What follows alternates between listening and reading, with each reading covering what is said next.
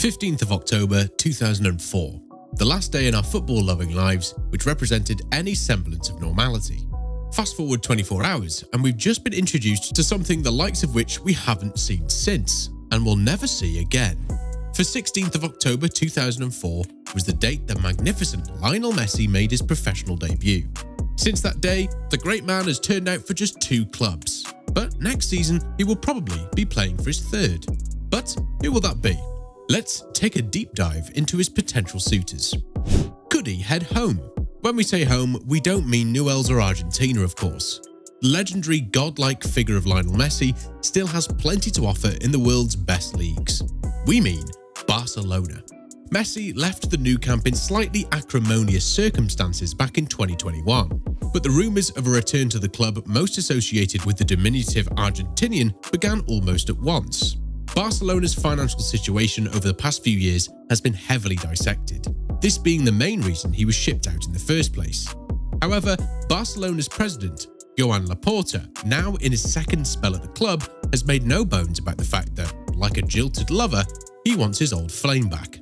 If people such as the respected Spanish journalist Guillem Balay are to be believed, this is simply a ploy to get the fans on side. Balay has suggested that Barcelona's finances at this current time are more fragile than ever. They can't even register some of the players they currently have. We've all heard about their latest mercurial talent, Gavi, and the struggles the club are going through trying to register him. So, a move for their former captain looks to be a non-starter in this current climate. Should they decide to seriously consider pursuing Messi, then they would almost certainly have to break up a league-winning team. Barca are about to be crowned champions of Spain, so re-signing the greatest player in the history of the game would mean someone would have to make way, which could then breed resentment in the ranks.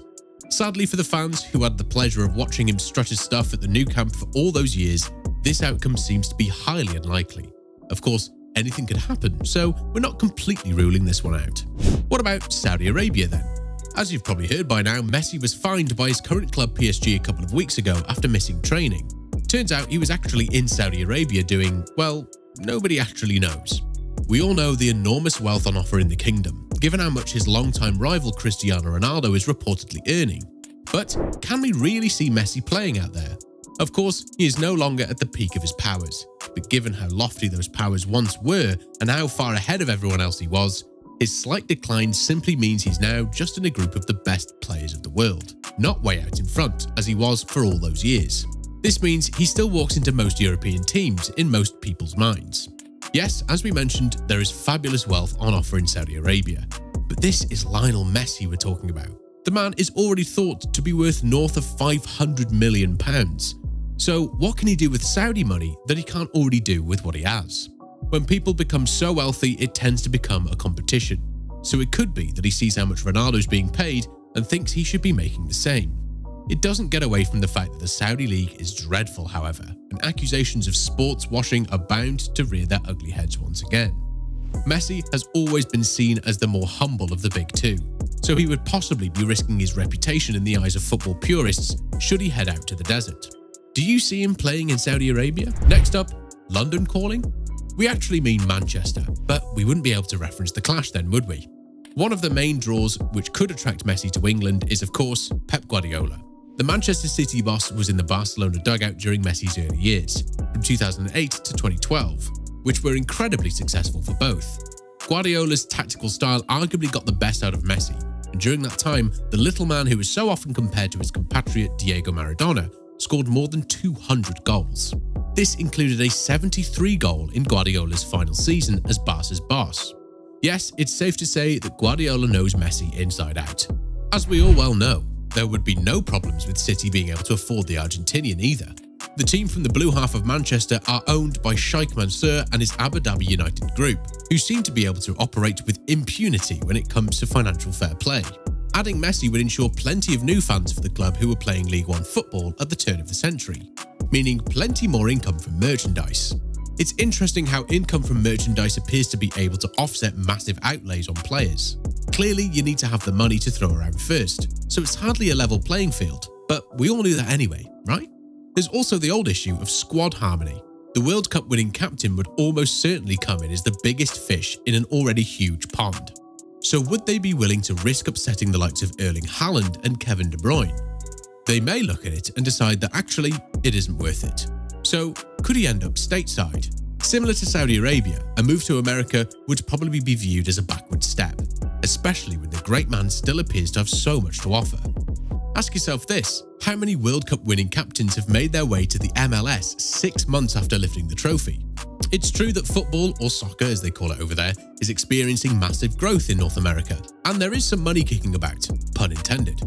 Whether or not any team would be able to finance a deal to bring Lionel Messi over remains to be seen though.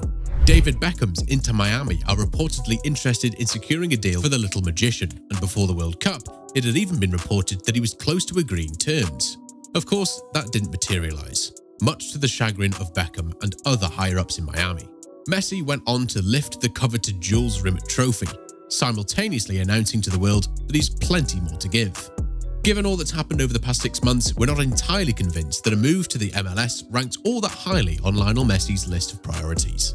Are PSG completely out of the running then? At this point, it seems as though they are.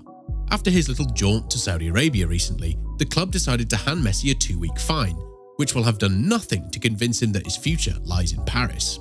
Should PSG and their Qatari owners have a change of heart, however, then they do have a couple of things going in their favour. The first is that, obviously, he is currently plying his trade at the club, and there would be no issues with settling in, nor any of the cons that come with changing clubs. They can also afford him. As we mentioned, Les Parisiens are owned by the Emir of Qatar, who, you might have heard, has a few quid. The biggest stumbling block for any team who wish to bring Messi in is wages. There are only a couple of clubs in the world who could afford to pay one man €35 million per year. As the summer draws closer and Messi begins to realise that not many clubs are going to be able to pay him what he wants, could he attempt to smooth things over with PSG and their fans? We've seen plenty of reversals of this nature in the past. Steven Gerrard appeared destined for Chelsea in 2004, before having a last-minute change of heart. He went on to win the Champions League with his boyhood club the very next season. The Argentinian could possibly take inspiration from Mr. Liverpool. It's no secret that Messi wants another Champions League success, so staying in Paris could represent the best chance of him doing so. However, given what has happened recently, it appears as though his time in the French capital is, in fact, over. Do you envisage a world in which he stays in Paris? And finally, what about a return to his actual home? This is clearly one for the romantics amongst us.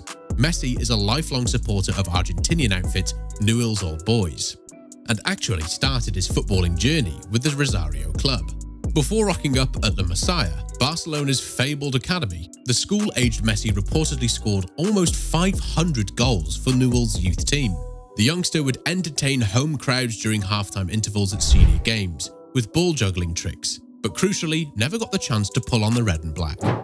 This could represent an itch in which the best player in the history of the game just has to scratch. Of course, any deal to bring Messi back to his true home would mean a huge pay cut. It would also represent a massive step down. Having actually been to watch a match in Argentina, Lanús versus Vélez Sarsfield, we can categorically confirm that the great man would tear it up in his native country. Whether he would be willing to play in such a league remains to be seen, but apparently he's considering playing in Saudi Arabia. It's clear as day to the football purist which country would be preferable to play in.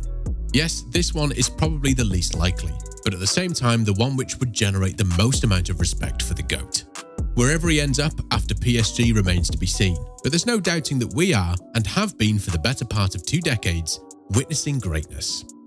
As usual, thanks for dropping in on us today, and remember to swing by again next time for some more great insights into the biggest footballing topics. You stay classy now. Oh, and don't forget to like, subscribe, and all that good stuff.